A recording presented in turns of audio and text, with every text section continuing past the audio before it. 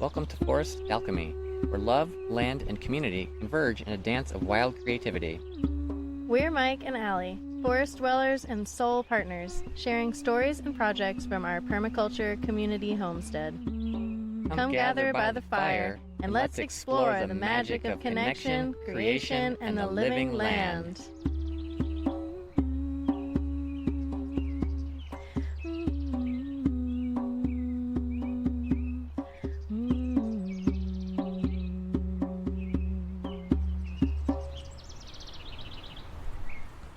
Hello. Hello, welcome to episode 2. Woohoo. We got some pretty good feedback on episode 1, so we're feeling pretty good. Sitting here recording the next one. We got all the stuff worked out to get published on all the major podcast sharing apps. Which is honestly easier than I thought it was going to be. Yeah, it took a minute to get the YouTube one going. That was the trickiest one. And Spotify, we just had to wait for them to approve it. Yeah, so if you're thinking about starting a podcast, it's easier than you think. Maybe. I don't know how easy you think it is, but... Yeah, we just do it. Yeah, we set up on Podbean, and then that pushes it out to all the major providers. And saves us some time, so we can focus more on doing this rather than the tech side of it. Yes. Yeah, and so we've been kind of thinking about kind of the format of the podcast and thinking we'll just kind of take you through what we are doing in that time. So you kind of like get to go through a year in a homestead. Yeah. Many years. Yeah, many years. You get to see the evolution and as we're building and growing and literally building. Yeah, and speaking of growing, I love this time of year, and I'm walking around and like seeing all the things coming back. Oh my gosh, yeah. Like, we've got all those varieties of mint next to the house, the stuff coming back up in the orchard, our currant bushes and gooseberries that we transplanted here from the old house. We thought they died because after we transplanted them here in like July, they just kind of like fizzled out and they just look like sticks in the ground. I'm like, well, shit, they didn't get watered, and now... Yeah, they got neglected. Because we weren't here yet. Yeah, our plants moved here a few months before we did. But come spring, everything leafed out, and everything's looking good. Everything that we moved over made it, and that feels really good. Plants are very resilient. They're way more resilient than I think they're going to be, and I think maybe that says something about humans too. Maybe we're more resilient. Yeah, I'm curious. We think we are. I'm curious to see that. So Keith brought us over our neighbor, some different types of mint, some more types of mint that we didn't have, and gave them to us to plant. And we just kind of like set them in a bucket with the marshmallow root that we still have to, or with the marshmallow that we still have to plant that's starting to leaf out. But it's sitting in that bucket on top of the dirt, bare roots. So I'm really curious to see if we plant that, if that's still I mean, it's like leafing out in the bucket, so if it's no, the marshmallow root's leafing out. The mint's not. The mint's not. We'll see. Yeah, we'll see how it does. But mint's pretty tough stuff, but so we'll see. It's tough. And also at the beginning of the year, our first tip camp reservations are starting to roll in. Yes. Which is feeling really good because right now we've been thinking about like new and different ways to bring in an income, because a lot of what we do, we're doing for ourselves here, and then we go out and teach, and usually teaching at, like, currently it gets us into a festival and maybe gets us a couple meals. Mm-hmm. And with Pyro, we're managing the Illumination Station workshop crew. Pyro is a music festival here in Michigan. So they also give us gas money and a small manager stipend. So that's the thing. But we still have bills to pay. So we've been working on increasing our revenue streams while still allowing us to homeschool our kids and do the homesteading lifestyle versus just going out and working a 9 to 5 somewhere else and being too tired to do this. Mm-hmm. Yeah, one of the struggles in the community that I started down in Bangor was that, we had a very small membership fee that you needed to to put into community so that we could pay the bills there. But it was just enough to get by as a community, but also just enough to where people had to go somewhere to work. So that was a struggle, was that we really needed a community business to keep people in community or like on the homestead, because when people have to go somewhere else to work, then you just don't have as much energy for your homestead. So that was a big priority for this community, was doing what we can to keep all of our energy here, which is important also just in terms of parenting too, like with homeschooling. Yeah, versus having the school raise your kids and other kids raise your kids. Like when your kid's at school more than you're at home, they're raising each other more than, so they're having a pretty big influence. Mm-hmm. It's not necessarily, or not often, the influence that we want. Yeah. So that's a big value of ours, is being able to stay here, keep our energy here in the homestead. So those of you that aren't familiar with Hip Camp, I promise we're not sponsored by Hip Camp. But Hip Camp, if you're listening and you'd like to sponsor. Yeah. Oh man, that'd be awesome. That'd be great. So Hip Camp is basically like the Airbnb of camping. So at our old house and at here, we open our woods as basically a campground. And right now we don't have any kind of toilet or running water or anything set up, and people just come and pitch a tent. Well, we do have, so we've got a spigot on the outside of the house that's got water, and we do offer that to people if they need to refill water. Yes. But we don't have a toilet, so people, I don't know if they probably either go in the woods or go to one of the nearby gas stations. Mm-hmm. But a project this week that we have for that is we picked up an old porta potty off the side of the road. Ground score. And fortunately, all the gross bits from the porta potty were already removed by somebody. Yeah, it was just a nice shell. Yeah, so we didn't need that part because we're going to build in a base inside it for a composting toilet. Mm-hmm. Which it's another one of those composting things. So like I say, everybody's like, how do you deal with waste? But to us, waste is future soil. Mm-hmm. So that's the good stuff. So yeah, we're going to be turning other people's waste into soil, and it's called humanure. And basically, we'll have a bag of wood chips mixed with biochar in the porta potty. So you basically go in there and you do your business, and then you take a cup full of wood chips and you cover it back up, or you cover it up with the wood chips, and then once the container's full, it's taken out. Sets for a couple of years to make sure any potential pathogens are dead, and then you can go like use it in your orchards, like bury it under the ground. You don't want to use it like on. You could, but most people like just don't feel comfortable using it around like near like you're in your garden. I have a question with that, because I don't understand. I'm always trying to understand the why of everything. So why is that different than, say, like rabbit poop, which is ready to use immediately and you can put it on your plants? What is the difference? Like, why do you have to wait with humanure? Because human poo can have pathogens in it. It's the fecal coli, and rabbits can't. From my understanding, and I think it's because of our diet. So like that's why like the vegetarian animals, their poo's ready to use. Like rabbits, you can use right away. Alpaca, you can use right away. Okay. But like chickens that eat anything, you need to compost that because it's too hot and it can have bad bacteria in it. Oh, and is it hot? Is the reason it's hot because of the more bacteria? All the nitrogen. There's more nitrogen in it. Okay. Okay, that makes sense. Yeah, so that's one of our projects this week on our to-do list. Now that Hip Camp is, we like to procrastinate until we really need to do the thing, and we've been trying to do this compost toilet, but we didn't need it yet. So now we have bookings flowing in, and we're like, you know what? Maybe now's the time. Yeah. This is the week. Yeah, this is how it works in ADHD world. You got to wait. You know the thing is there, but you don't have the drive to do it until the moment you need it, and then the panic monster is there, and you get the thing done. Yeah, panic monster is a big motivator around here. Yeah.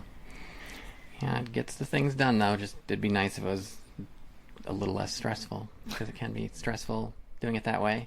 But it's not like we're doing it that way because we want to be doing it that way. Yeah. We're doing our best, okay? But, that's one thing that we really want to stress here in our education and doing the thing is all you can do is your best. Yeah. And you're not going to start doing the thing and be perfect at it. I think one thing that scares people away from this lifestyle is it feels very all or nothing. Like, oh, I got to quit my job and start making my own granola and making sourdough bread and doing all this stuff, when really it's can be one little step at a time, and you just do your best, do the next best thing. Yeah. So I started working on our house in New Era in 2015, and initially my focus was on the house, like getting the house livable. But thinking back, like I always wished. Now I'm glad I don't care, because we're not there anymore. But I'd wished that I'd planted trees, like from the very beginning, because like we were there 9 years, and in those 9 years, like we could have started having fruit on the trees that we had planted, but we didn't until the house got more livable, and then we had to like prep the whole field. Was filled with sumacs, so we had to work on like making space, taking out sumacs and making space. So it wasn't until 2021 that we planted trees. I'm like, oh no, we're like behind on trees, so we got to plant all the trees now. So we ordered, oh man, it was a lot of like 20, 30 trees and bushes. And Josh and the boys and I, we mixed up.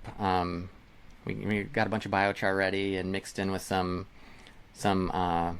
like compost and soil amendments, because it's just sand out there. Like normally you don't want to put too much in the hole with trees, but we needed the soil to be able to hold moisture, and it still needed watering. So we put all these trees in at once, and then we're left with that many trees to manage at once. So we ended up losing a bunch of the trees because it was really hard keeping up with, because we had to like fill a barrel with water repeated times, and Josh would like bring the trailer up on the lawnmower, and with the barrel that I'd attached a hose to, and he'd fill that up and he'd go out and water the trees. But it was hard like doing as regularly as we should, so we lost a bunch of the trees. And I've since heard people talking about, it's best just to start with a few trees at a time, so that they can get established, and then you go to the next trees. But I just had this sense of urgency that like, oh, I hadn't planted trees already. And the saying, the best time to plant the trees was 10 years ago. So we were trying to play catch up on the years that we hadn't planted trees. Yeah, but the best time to do anything is when you can see it through. And that's like a big lesson in homesteading. Like even like with getting animals, it's like, it's very easy to get overwhelmed with animals because, they call it chicken math, right? Yeah. Oh man, I've been in chicken math troubles before. You think, oh, I think I'm going to get some chickens, and 5 chickens turns into 50 chickens real fast. Oh, I forgot. Which is very, you got to start small. You got to take a little bite at a time so you don't get overwhelmed. Oh, our listeners will appreciate another ADHD homesteading tale, and that we started getting chickens and ducks in 2020, but we didn't yet have chicken and duck housing. But in my mind, I was like, okay, we'll get the chickens and ducks, and then they're going to be in the brooders on the porch for a month, and while they're in the brooder on the porch for a month, we can build the housing, and then... This is before me. This is before Nally. And we'll build the housing while they're growing up and before they can go outside. So that was in April. I think it was December before we finally moved them off the porch. And they had been full grown for months by this point. So they free ranged. So in the morning we'd go open the porch door, and everybody and remove make an opening in their brooders, and everybody'd like, it was a sight to see. I wish I'd got more video of it, like just all these chickens and ducks flowing out of the door and down the steps out of our porch. And then at nighttime, the chickens would all be gathered. If we weren't home when sun started setting, we'd come home to chickens all like in the bushes and on the windowsill, just waiting to come back into our porch. And as you can imagine, the porch was a horrible, awful chicken dust mess. If you've ever had chickens and chicken dust, this was the existence of our porch for several months. until it was now too cold to actually build a chicken coop. So then they stayed in the garage. So I just made like a chicken coop out of pallets in the garage, and then they stayed in the garage for another year before we finally built a chicken coop. So yeah, you gotta don't assume that don't take on a task and assume that you're gonna get the important part done partway through. Like get prepared before you get the animals. But if you're anything like any of our children, you will hear that advice and still not do it. You have to experience it for yourself. Yeah. Yeah, and I'm glad we had the chickens. Like, if I'd have waited till I built the chicken coop, like, maybe that would have inspired me to build the chicken coop quicker, or maybe we just wouldn't have ended up having chickens. And, like, that was... the boys really loved that experience, having the chickens and ducks, and that was the summer that River and Em, they were staying in their camper vans right by the house, and they got to, them and their kids got to experience having chickens and ducks outside, and occasionally a chicken would hop up into their camper, and they love that. So I'm glad that we got to share that with them. It's fun to have animals. It really is. I love watching the kids grow up with animals. We've got ducklings right now, and it's been wild. Like, the girls getting to, they go to their dad's for a week, and then they come to our house for a week, and just in a week they come back and the ducks have like doubled in size. Oh, ducks grow so fast. They grow so fast, and so it's really cute getting to see them experience animals growing. And yeah, it's just like a fun unschooling thing for sure.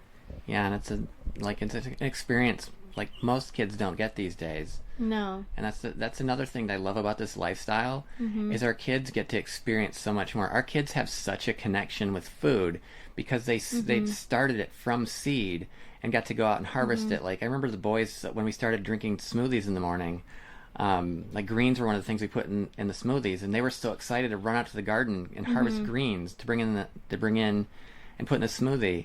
And then they just be out there like munching on things, and it's so great. And this year we got to go help Peter and Keith with their honey harvest. So the boys came home as we were in the process of that, and they got to come over and like see us like cutting the caps off the frames, and then spinning the hives, and extracting the honey and getting to taste the fresh out of the hive honeycomb. Like, I'm so glad they got to experience that. And even though the girls weren't here, they still are so excited to use that honey, because they're like, oh, this is the honey that you helped make. And I'm like, well, no, I didn't actually make it at all. The bees made it, but we did help harvest it, and it's like exciting for them. And another thing I noticed too is kids are so much more excited to eat a vegetable that they've grown. And just like I always try and involve the kids in cooking too. Like, kids are always more excited about eating something that they helped cook as well. Yeah, they're willing to try things that they wouldn't otherwise try when they helped make it. For sure. Speaking of bees, I think we need to build a beehive this year for some bees next year. Yes. But I think we should get the bees first and then build the that'll bee inspire house. us, yeah. Yeah, we'll just put them in a cardboard box. That'll be their hive for a while. They'll come over here and we'll just have bees in the craziest thing that's their hive. But, in the wild, they just go in hollow trees. So, like, how much do we really need? Like, the beehive is more for us to access to get some honey out in the spring. Yeah, will they stay in the same spot forever, or how long does the hive? As long as I'm just like in the learning phase of bees. As I've not experienced it, I know some will like swarm, like take off and like go somewhere else. I'm not entirely sure the reasoning for that, but yeah, if they like a spot, they'll stay there. And Oh, I want to randomly squirrel back to, we were talking about animals with kids. Another important thing that the kids have got to be around is death. Oh yeah. Oh man, that's a hard one though. It is, but I think it's really important because our society doesn't talk about death. And we hide away our old people, and we hide away the subject of death, and it's something that kind of springs up on us when we're adults. And I think that I really love that the kids get to experience loss and grief and get to like experience that with us and feel those emotions deeply as a child, because then they'll have the emotional capacity to be able to deal with it as an adult too. Do you know what I mean? They're learning these lessons now. I think that's really good. One thing I worry about though is the boys have experienced so much animal loss between between chickens and ducks here, and then cats and guinea pigs at their mom's house, that sometimes I worry that they're becoming kind of numb to it. Because like when that first duck died, the first year that we had ducks, one of them just started randomly having seizures, and like me, I want to help the thing, so I took it to the vet. We came home with $200 less and no duck, because they were like going to send it to like a special bird duck, and it was like going to be $1,500 just a weekend. And I'm like, I can't pay $1,500 to fix the $5 duck. Not that it would have fixed it, but the boys, they were just so crushed when that duck died. Like I wasn't expecting how devastating that would be to them. And then like having them experience that like so many times in the past 4 or 5 years, like now they're like, oh bummer, the thing died, and they're like just they just kind of become numb to it. So I question that one. Yeah, that's an interesting thing to think about. Yeah, I think that I don't know. Yeah, that's a hard one. I'll have to think on that some more.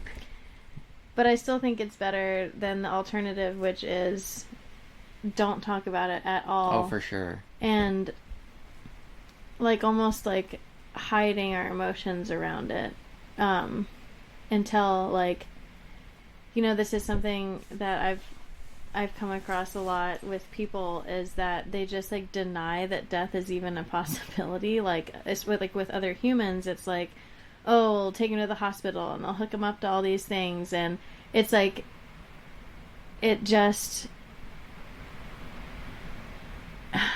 yeah, we've touched into a really deep. Yeah, it's kind of like with my mom here. Like last year when she was in that nursing home, like cancer on so many organs, and she just like I was talking to her, and like it's like she wasn't accepting that she was dying as she was dying. Yeah, as she was dying. And I think that's a big problem, is like we don't accept that it's a possibility, and then I think we don't live with the recognition that it's a possibility. We think like it almost puts this like false sense of like security, I don't know, into our heads that like that we can just like live forever, that and I think that when it does happen, it's like, oh wow. Yeah, it's just a big shock. Yeah. So I don't know, I try and take the opportunity when things die to really like process it. But also like I think it's important that we acknowledge that it's a sad thing. I'm not just saying like, oh, we just get used to death and it's just a normal thing around here. It's like, no, it's sad, and like let's cry together about it. Yeah. I'm super emotional, so I have no trouble getting teary with kids. Yeah, getting older is strange, because then you start thinking about it a little bit more. So one of the practices I've taken to doing is like I do a thought experiment. If I were to die tomorrow, what would my regrets be? Like with the kids, like are there things that I wished I would have done differently? And then I take that and I try and live that now, so that my goal now is to not have regrets, like live the life now, connect the way I want to connect now. So that way, like if I died or somebody else died, like I would obviously miss them, or they would miss me, but I wouldn't have all these like, oh well, I shoulda. Yeah, Yeah, that just reminds me of, I was really, sometimes when you're listening to music and you've listened to the same song over and over and over again, but that one time you listen to the lyrics and it just hits you. Oh, yeah. Yeah, and so there was a Wookiefoot song that played the other day that's like, people say, live like today's your last, but I say, live like it's your first, it's my first day. Mm. And I really got to thinking about that, of like, like, what is it like? To me, that's living with this like sense of like joy and wonder. Joy and wonder. Like, I love watching a baby discover things and just like, oh my gosh, and like even just like looking at a leaf, like it's the first time you've ever looked at that leaf. Like, oh, that gives me goosebumps. Like, yeah, I do want to live like that instead of like living like today's your last. I feel like that day would be sad. Yeah. Yeah. I don't want to live like today's my last day. I want to live like today's my first day, like my birthday. Like my birthday. Yeah. Like, how can we find even more like amazement, and because this is a really beautiful world that we live in. I have an amazing thing for you right now as we're sitting here doing this podcast. I just looked over at the cooler next to us, and those are the biggest spruce tips I've ever seen. They're like legitimately like 3 inches long, and they're still like nice tight cluster of spruce tips. Yeah. So I think we're going to taste test those here in a little bit. Those of you who haven't tasted spruce tips, they're very delicious, I think. Yeah, it's this tart, lemony. Mm-hmm. Earthy, citrusy. And kind of like you're munching on a Christmas tree. But I love that, in like a good way. Yeah, they're like tender and... Yeah. Yeah, so one thing I love to do with them is, I've done this a couple times, is put them in honey. Have I told you about that? When you put them in honey, they absorb all that flavor, and spruce tips have a really high vitamin C content, and so it's also then medicinal honey that's super delicious. And one thing I want to try that I've never tried before is making spruce tip soda. Oh, yeah, I want to try that. And spruce tip kombucha would also be good. Yeah, I've got some spruce tips I harvested, I don't know, probably 4 years ago, and some lilac flowers that I harvested and then put in the freezer because I didn't have time at the moment I harvested them to try making a kombucha flavor with them. So they've just been sitting in the freezer. And one of the other problems, no, it wasn't time. It was to do that. It was that I stopped having time to make kombucha. So like pretty regularly for like 4 years straight, I made a batch of kombucha every 2 weeks, and I stayed on that. And then sometime in 2020, I fell off of it, and I haven't been able to get back on since. Like, I've tried multiple times to start a batch of kombucha, and I always miss it, and it goes to vinegar, and I'm like, okay, well, I guess I gotta pour some out and make some new. And I just haven't gotten back to it. But that's, thing I need to do. Yeah, we're gonna get back on that. So yeah, part of, for me, it's not so much try and make a bunch more money as it is save money. It's like when you, if you're gonna get solar installed on your house, the first thing you try and do is figure out your energy usage and cut your energy usage. Like, figure out what energy you're wasting so that you don't need a huge solar system. That's our solar energy system. So you just have the size that you need and you cut out the waste. So for me, it's the same with money. Like, cut out the expenses that we really don't need to be spending money on so we don't have to make as much. So like for us, kombucha is one of those things because both of us love kombucha, and that's kind of the treaty thing we buy for ourselves. But I really want to get back to making it so that it can be a thing that an area where we save money. Save money and also potentially make money. We're talking about starting a CSA. Oh, yeah. And that would be something that we could include in a CSA basket. Yeah. For a while I was looking into, I was selling kombucha to friends, and I looked into, like, what would it take for me to actually sell kombucha, because, like, I was making good quantities of it, and a lot of people said that I had really great flavors.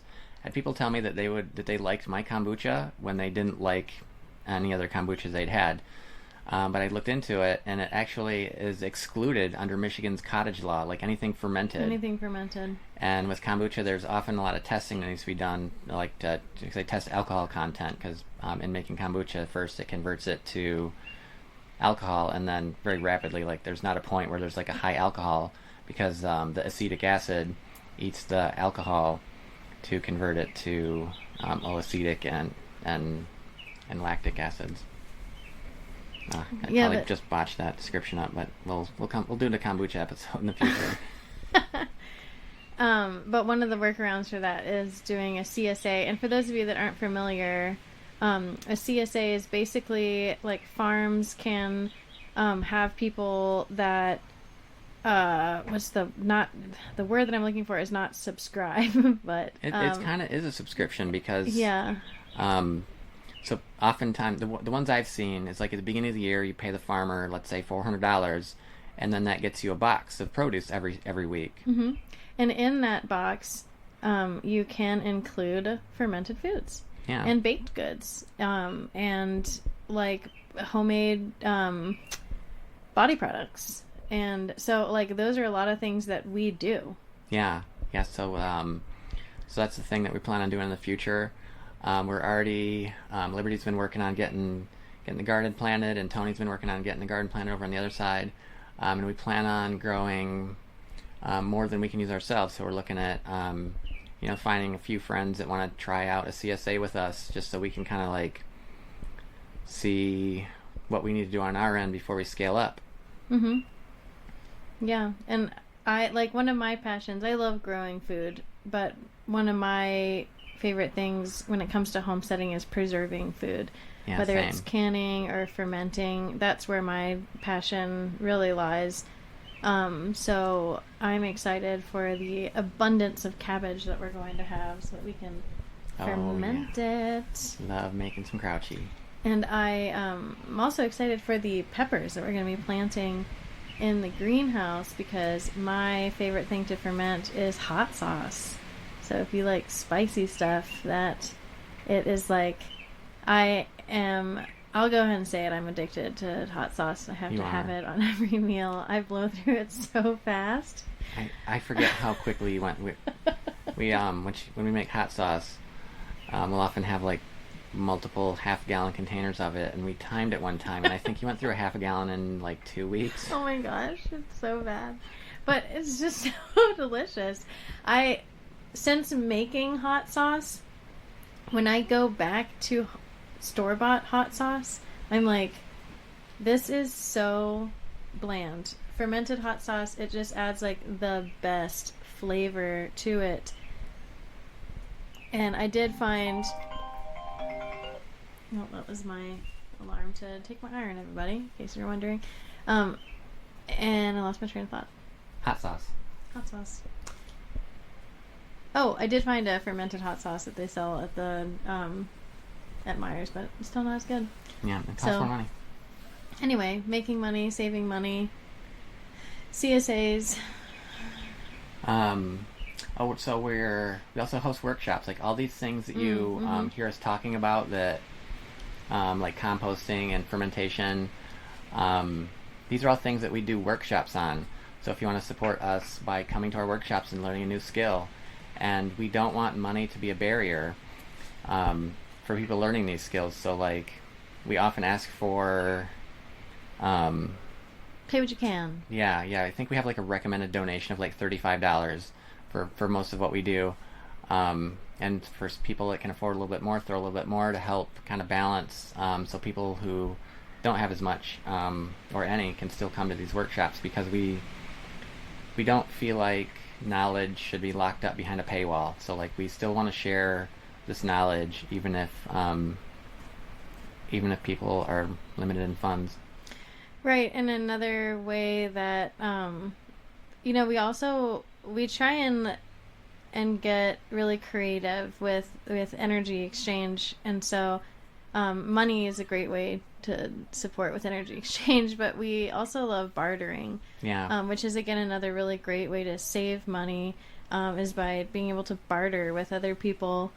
So we can like trade goods. And not only goods, but work. We've got a lot of things to do here, and more hands that are here to help us do the things, the quicker it goes. Right, which saves time, which saves money.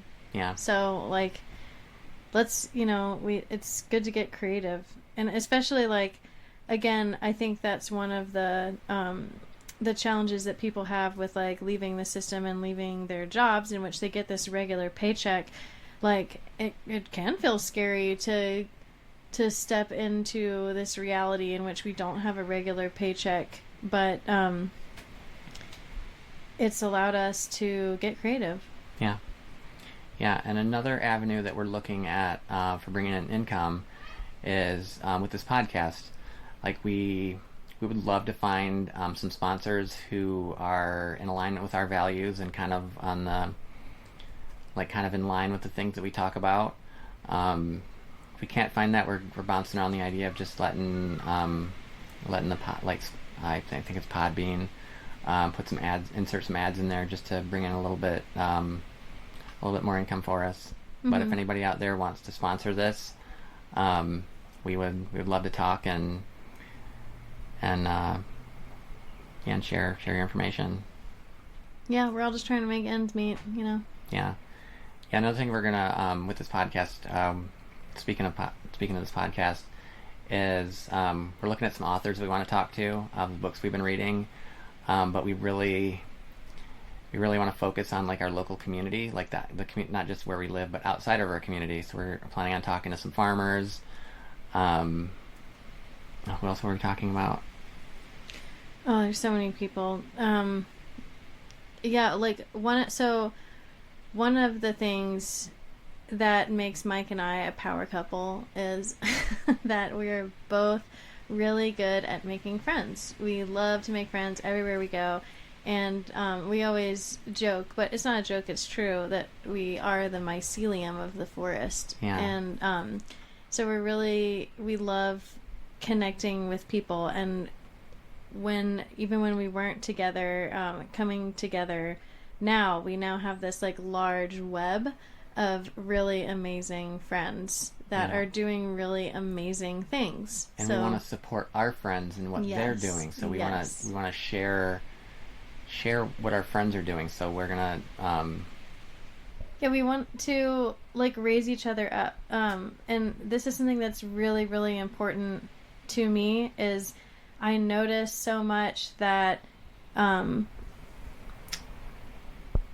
that we have this very competitive nature in this society. And I think that puts a lot of focus on like us and me, and I need to promote me, and I need to like do this stuff for me and my business. And I think that even when it's like not intentional, it kind of bleeds into like the small businesses too. And I think that sometimes we can feel like we're competitors. And so something that I really try and focus on is like helping each other out. I think that is another way to beat the system and to beat like the corporations, is that we really need to focus on like how can we raise each other up. So that's one thing that we'd really like to promote here too. And whenever I have friends that I meet that have small businesses, I'm always trying to do what I can to blast it out there, because like y'all know how the algorithms work, and yeah, I'm not a fan. Right, but we've got to like help each other out. So when you see something that you really align with, like share it. Yeah, and if it's something your friend's doing, like your friend's businesses, like share your friend's businesses. Even if you can't buy something from your friend, you can still share them with other people, because some of those other people might buy something from them. Yeah, exactly. And it seems like such a small thing, but it's not. It's big. Like every person that does that, like it just like boosts it, and it kind of so yeah, all that to say is that we want to do that with this podcast as well, is like bring people on here who deserve to be lifted up. Yeah. So if you want to, or if you know somebody who wants to come on our podcast and like just sit and have a conversation with us, we share with the world. Mm-hmm. Obviously, it's very chill. It's going to be very similar to these podcasts that we do. That it's no questions, no formality. It's just going to be, let's sit down and have a chat. Yeah. Before we do these podcasts, we like sat here for 5 minutes and we're like, okay, what's a couple things that we want to start talking about, and then it just kind of flows. Yeah, and we haven't even gotten to some of those things yet, and that's okay. I think, so one thing that I think about a lot is like how we learn as humans, and for most of humanity we have learned through story, right? So it was your parents sitting down and telling you a story in front of the fireplace at night, and that's how we've learned, and that's how we've passed down information. And I think that we've lost a lot of that. And so I think that's another like thing that's important to me, is giving a space for those stories so that we can pass down this knowledge. Yeah, and like it feels good to people to be heard. Mm-hmm. For sure.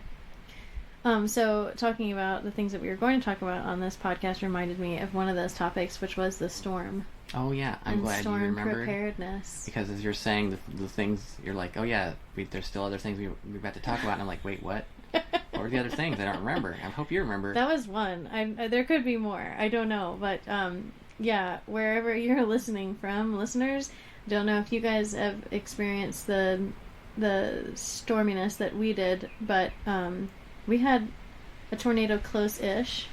Well, we had they thought there was a tornado close-ish. They issued a tornado warning for our county, and then the weather app that I used to look at the radar, like the animated radar, when I opened it up, it said tornado warning, Montague, Michigan, and we were thinking that there was a tornado near us, so we ran next door and went and hid in Peter and Pete's root cellar. But apparently, this app, if you're in the county, it's going to tell you that there's a tornado warning in your town name. So I'm not going to rely on that particular app anymore for warnings. But so far this year, Michigan has had 25 tornadoes, which is double the average. So like a lot of people lost power, and it gets us to thinking about preparedness. And so we're kind of talking about how we might be prepared. And food is something that often comes up. If you lose power, a lot of people are going to lose what's in their fridge.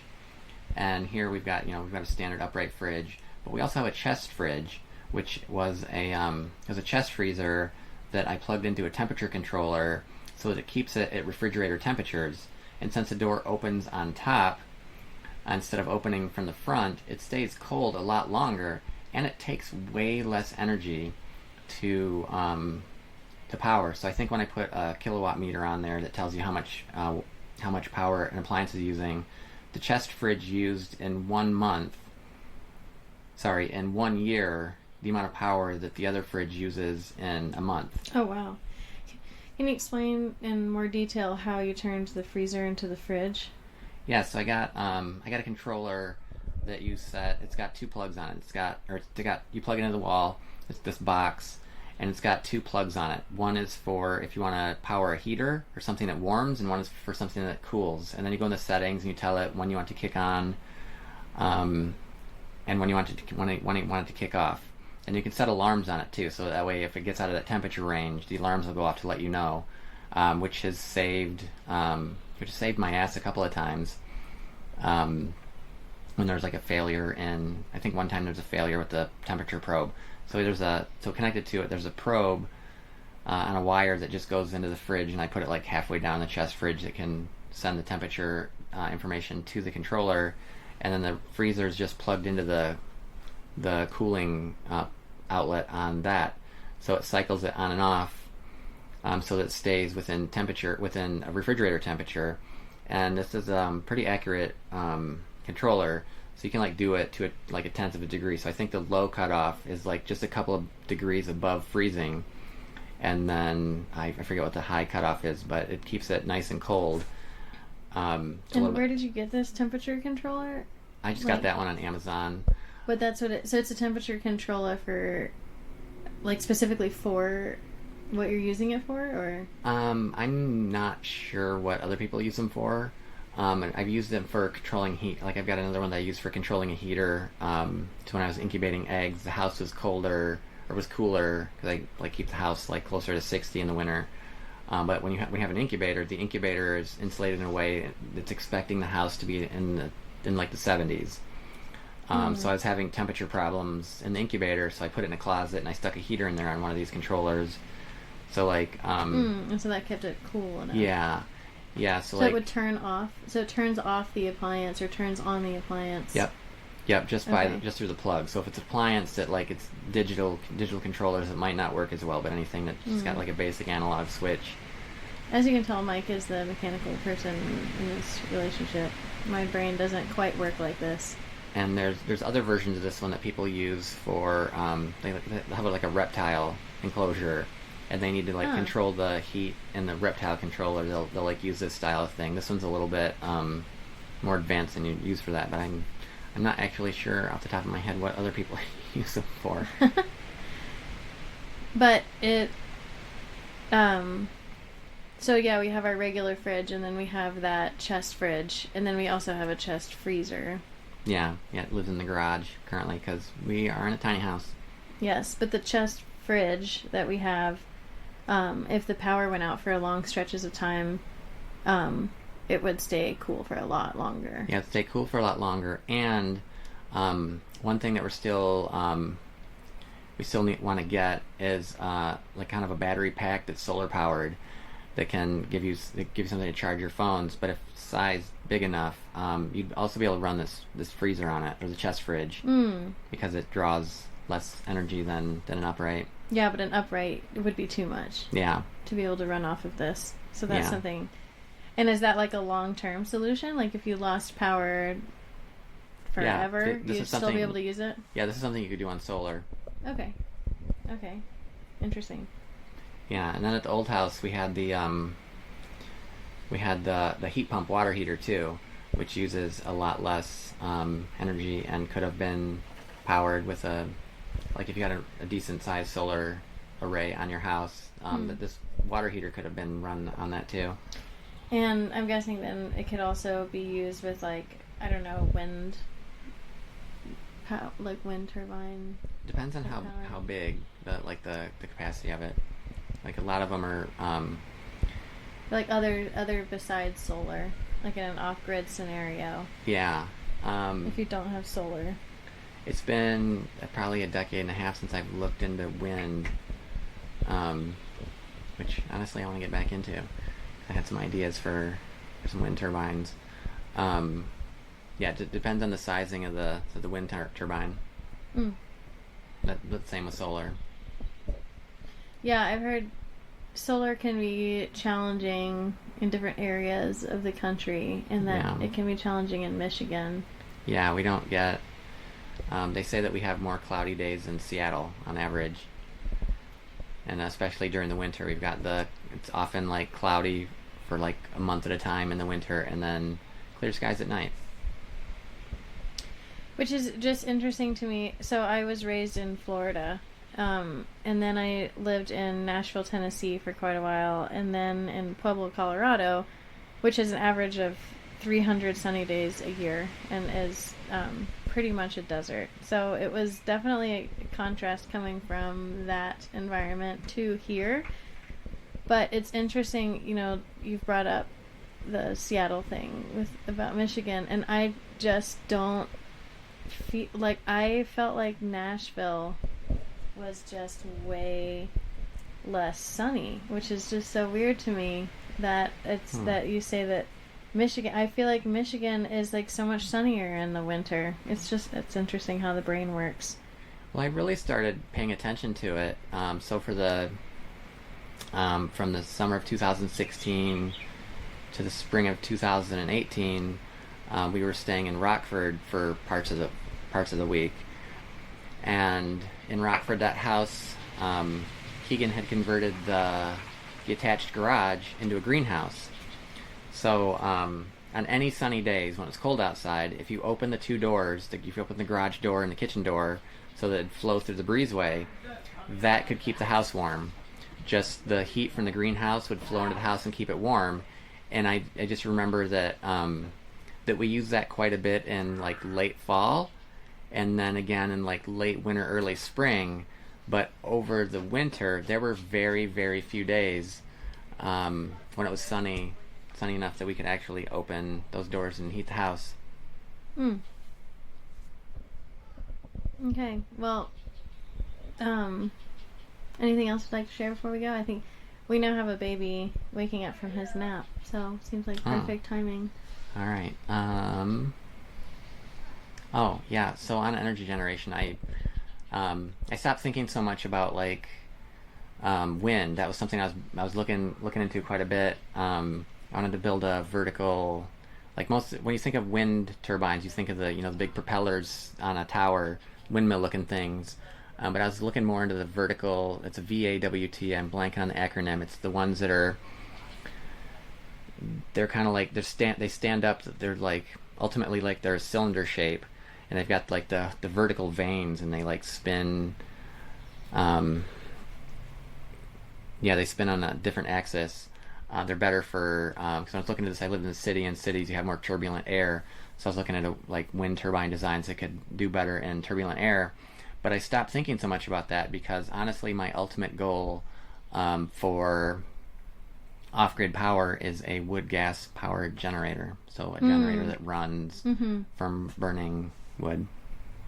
Yes. Which we will probably talk about more in a future episode, and definitely have some workshops. Yeah. On that. Yeah, for those that don't, those that aren't like friends that know Mike well, Mike, his brain is just a beautiful place, and he can come up with lots of really amazing things. Yeah, I mean, it's exciting to get to create a space for his brain to do all the projects. I just need to create the workspace to do all the projects. So one of our projects has been garage organization, because we very much downsized space-wise when we moved here. So lots of stuff got crammed in the garage, and it was packed pretty tight. So now we've been working on like trying to organize and shift stuff around so that we actually have a workspace. And we are so close. I am so excited. Just about ready to finish the electrical upgrade and get at the things again.